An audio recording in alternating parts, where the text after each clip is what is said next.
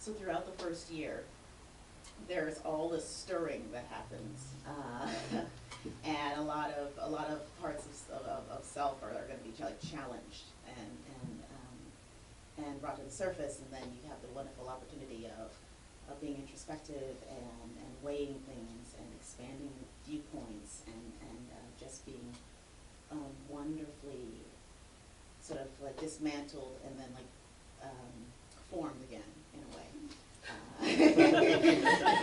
Wonderfully dismantled. I didn't say like broken. Oh, I just said. Sorry.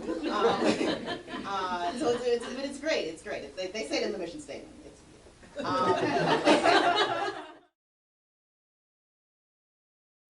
The second year I decided to go into high school in the area, and I chose, well, I was selected to be in one of San Francisco's very few continuation high schools.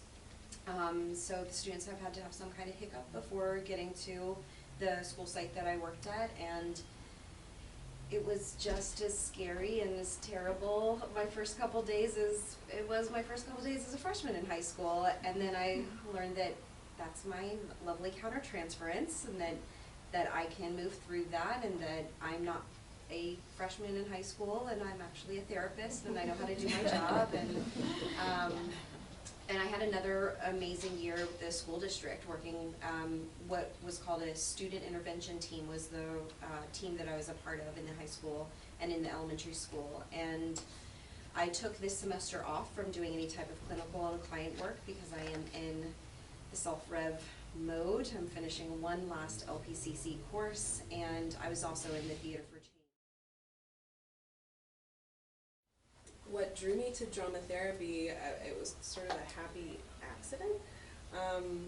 I was doing some grad school research. I was really kind of focusing on an acting MFA. That was kind of what I wanted to do. I wanted to deepen my craft and, you know, really kind of focus on that. And I got really discouraged really quickly, and it just didn't feel right. And it was just kind of like, ugh, and you know.